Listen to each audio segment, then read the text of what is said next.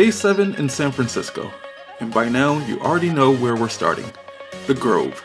At this point, it's basically our spot. We love the vibe here, the smell of fresh coffee, the big hearty breakfast. It's like our little morning ritual.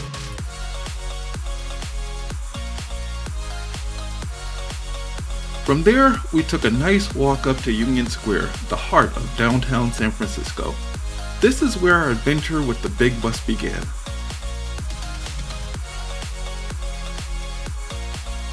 For those who haven't tried it, the big bus is a double-decker hop-on, hop-off sightseeing bus that runs a loop through the city, stopping at major attractions so you can get off, explore, and hop back on when you're ready.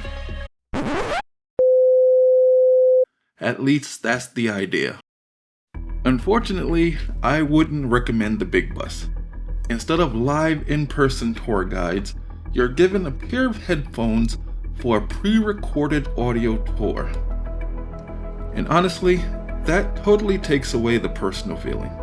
Plus, the schedule, yeah, the buses didn't really follow one.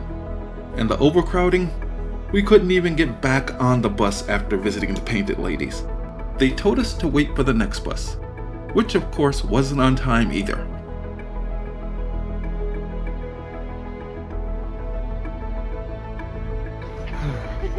Whew. We made it. We made it. I need a minute. Whew.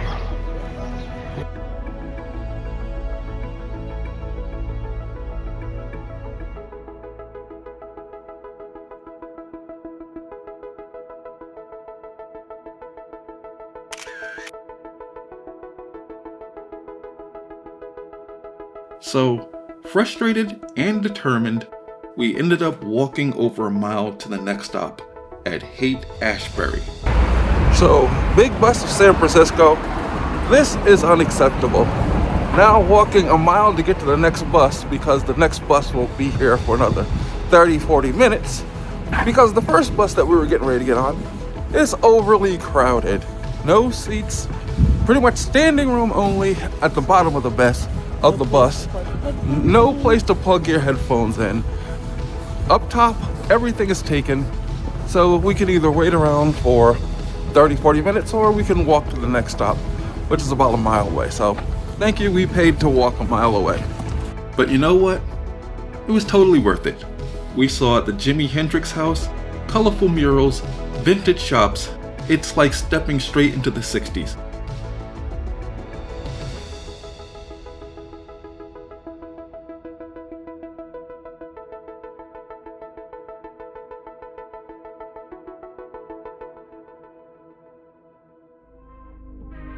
And the walk over to Haight-Ashbury was a pleasant one. We walked through this beautiful park. The only downside of the walk, of course, in San Francisco are the hills.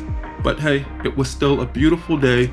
All things given, the walk wasn't that bad. Would I have rather taken the bus? Yes, because we paid for it.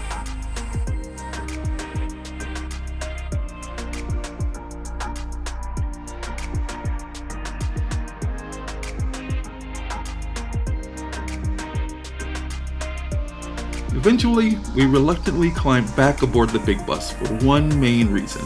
We wanted to ride across the Golden Gate Bridge from the open-air upper deck. But first, a stop at Golden Gate Park, bigger than Central Park and just as beautiful.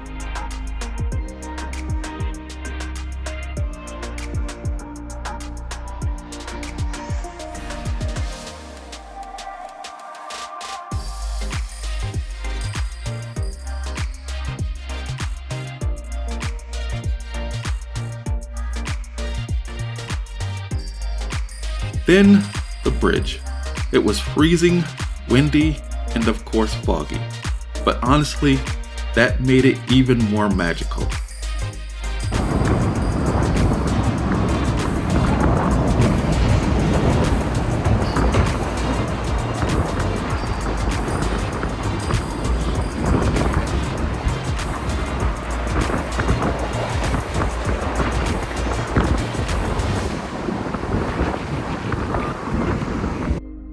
The mist wrapping around those bright orange towers, it's like the bridge was showing off.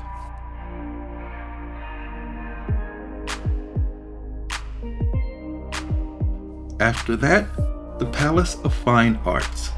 Built in 1915, its massive columns, intricate designs, and a peaceful lagoon with swans and other wildlife. It felt like we teleported to Europe.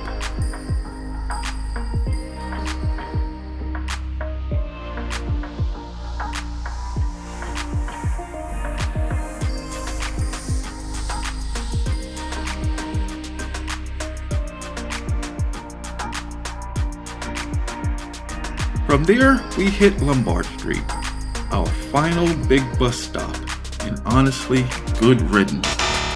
Now, when I say Lombard Street, of course we thought it was the famous crooked Lombard Street, but it wasn't. You know what? Again, at this point, our big bus experience was over. Now, we reached out to Big Bus about the disaster they called service, and shockingly, their response was just as pathetic. Basically, a big fat sorry, not sorry. If you're ever in San Francisco soaking up the sights, do yourself a favor. Keep your wallet closed and your sanity intact. Big Bus is a waste of money and guaranteed disappointment. Waste of money. Now, let's get back to enjoying our vacation instead of dwelling on this clown show. We hopped in a Waymo and made our way over to Ghirardelli Square, where the scent of warm chocolate greeted us as we closed our Waymo doors.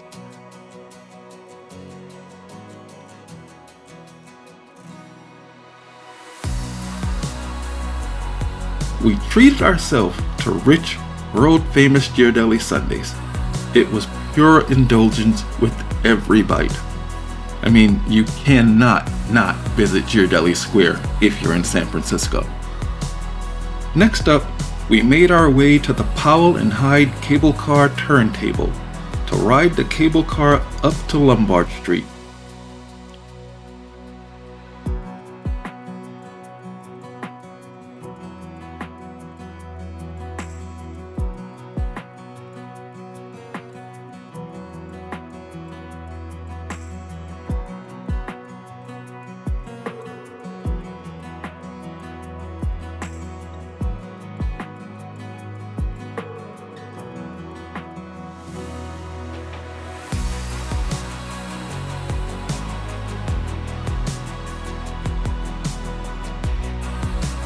At the top, we took in the postcard-perfect view of the winding flower-lined street before walking down the sneaking hill ourselves.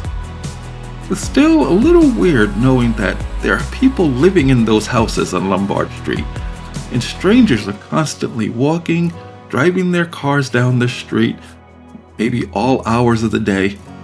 And hey, we are those strangers. No shade.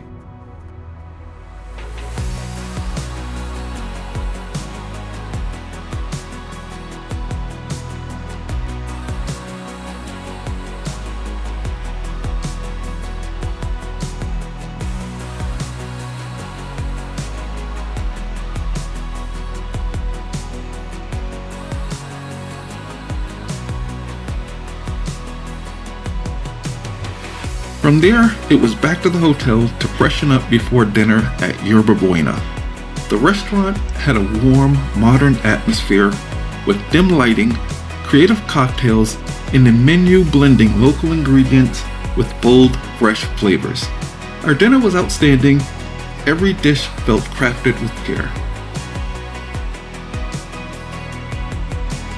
After dinner, we strolled back to the hotel, ready to rest up. Tomorrow's adventure takes us to Muir Woods, the Pacific Coast Highway, and a drive down one of the most iconic streets in America.